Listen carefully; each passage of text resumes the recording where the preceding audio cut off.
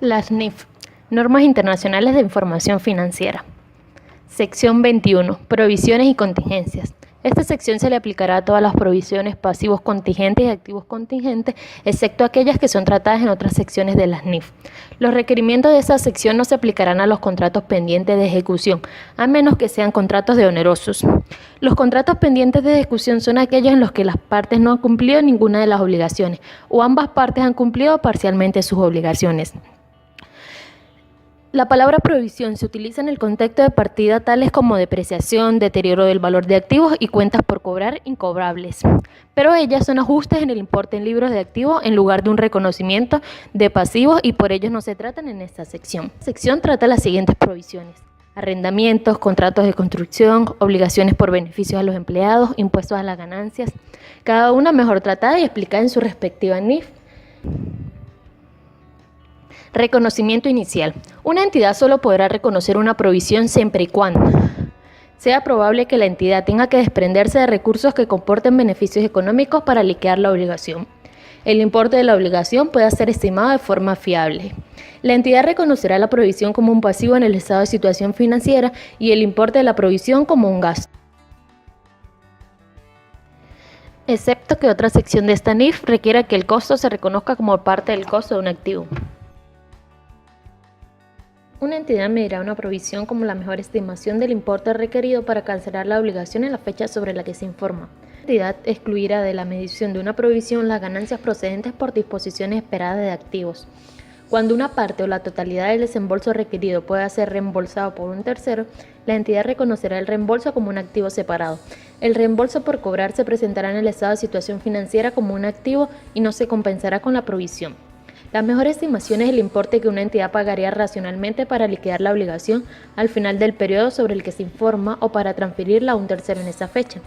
Cuando la provisión surja de una única obligación, la mejor estimación del importe requerido para cancelar la obligación puede ser el desenlace individual que resulte. De todo, si la provisión involucra a una población importante de partidas, la estimación del importe reflejará una ponderación de todos los posibles desenlaces por sus probabilidades asociadas.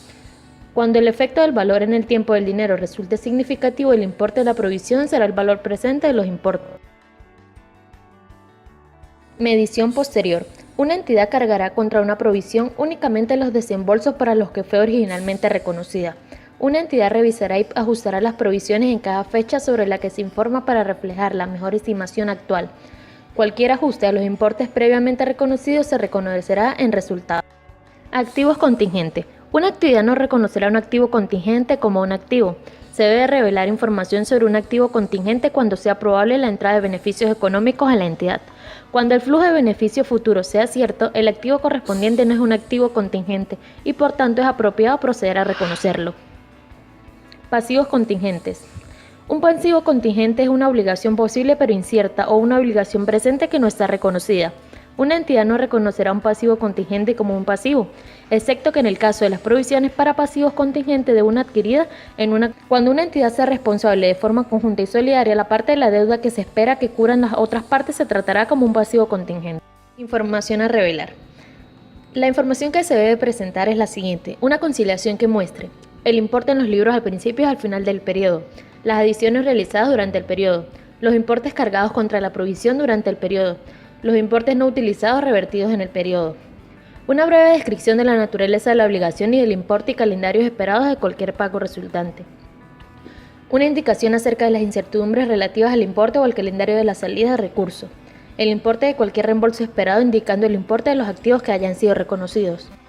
Información a revelar sobre los pasivos contingentes.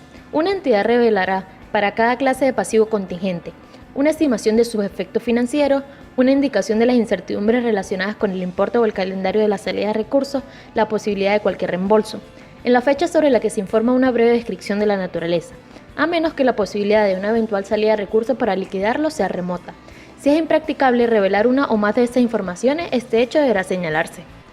Información a revelar sobre activos contingentes. Si es probable una entrada de beneficios económicos pero no prácticamente cierta, una entidad revelará una descripción de la naturaleza de los activos contingentes al final del periodo sobre el que se informa. Si fuera impracticable revelar esta información, se indicará este hecho. Información a revelar perjudicial. En casos extremadamente excepcionales puede esperarse que la revelación de información total o parcial pueda esperarse que perjudique seriamente en la posición de la entidad en disputas con terceros sobre la situación que contemplan las provisiones, los pasivos contingentes o los activos contingentes. En estos casos una entidad no necesitará revelar la información, pero revelará la naturaleza genérica de las disputas, junto con el hecho de que la información no se ha revelado y las razones por las que han llevado a tomar la decisión. Ejemplos. Para las pérdidas de operaciones futuras, la entidad no reconoce ninguna provisión por pérdida de operaciones futuras. Las pérdidas no cumplen con la definición de pasivo. Contrato de carácter oneroso. Si una entidad tiene un contrato de carácter oneroso, la entidad reconocerá y medirá la obligación actual resultante del contrato como una provisión. Una entidad reconocerá una provisión por costo de reestructuración únicamente cuando tenga una obligación legal o implícita en la fecha sobre la que se informa de realizar la reestructuración. Garantías. La entidad reconocerá una provisión por el importe de la mejor estimación de los costos de reparar los productos en garantías vendidos antes de la fecha sobre la que se informa. Política de reembolso. La entidad reconocerá una provisión por importe de la mejor estimación del importe requerido para liquidar los reembolsos. Actualización de capacitación del personal. La entidad no reconocerá una provisión. NIF, sección 22, pasivos y patrimonios. Esta sección establece los principios para clasificar los instrumentos financieros como pasivos o como patrimonio. Esta sección se aplicará cuando se clasifiquen todos los tipos de instrumentos financieros, excepto las participaciones en subsidiarias, asociadas y negocios conjuntos que se contabilicen, los derechos y obligaciones de los empleadores derivados de planes de beneficio de los empleados, los contratos por contraprestación contingentes en una combinación de negocios, los instrumentos financieros, contratos y obligaciones derivados de transacciones con pagos basados en acciones. Patrimonio es la participación residual en los activos de una entidad, una vez deducidos todos sus pasivos. Algunos instrumentos financieros que cumplen la definición de pasivos se clasifican como patrimonio porque representan el interés residual de los activos netos de la entidad. Un instrumento con opción de venta es un instrumento financiero que proporciona al tenedor el derecho de volver a vender el instrumento. Los instrumentos o componentes de instrumentos que están subordinados a todas las demás clases de instrumentos. Un pasivo es una obligación presente de la entidad surgida a raíz de sucesos pasados, al vencimiento de la cual y para cancelarla la entidad espera desprenderse de recursos que incorporan beneficios económicos. Algunos instrumentos financieros que se clasifican como pasivos en lugar de como patrimonio son: un instrumento se clasifica como pasivo si la distribución de activos netos en el momento de la liquidación está sujeta a un importe máximo. Un instrumento con opción de venta se clasifica como patrimonio si el tenedor recibe una participación proporcional de los activos netos. Un instrumento se clasificará como un pasivo si obliga a la entidad a realizar pagos al tenedor antes de la liquidación. Emisión inicial de acciones u otros instrumentos de patrimonio. Una entidad reconocerá la emisión de acciones como patrimonio cuando emita esos instrumentos y otra parte esté obligada a proporcionar efectivo u otros recursos a la entidad a cambio de estos.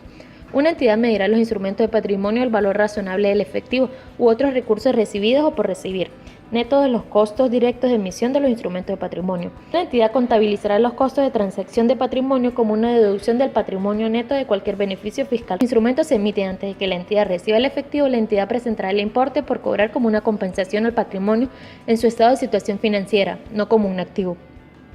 Si la entidad recibe el efectivo antes de que se emitan los instrumentos de patrimonio y no se puede requerir a la entidad el reembolso del efectivo, la entidad reconocerá el correspondiente incremento en el patrimonio en la medida de la contraprestación recibida. En la medida en que los instrumentos de patrimonio hayan sido suscritos pero no emitidos y la entidad no haya todavía recibido el efectivo o los otros recursos, la entidad no reconocerá un incremento en el patrimonio. Capitalización de ganancias o emisión gratuita y división de acciones. Consiste en la entrega de nuevas acciones a los accionistas en proporción a sus acciones antiguas. Por ejemplo, una entidad puede dar a sus accionistas un dividendo de una acción por cada 5 acciones antiguas que tenga. La división de acciones es la división de las acciones existentes en múltiples acciones. Por ejemplo, en una división de acciones, cada accionista puede recibir una acción adicional por cada acción poseída.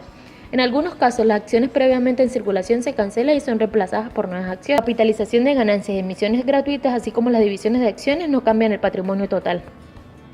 Deuda convertible o instrumentos financieros compuestos similares.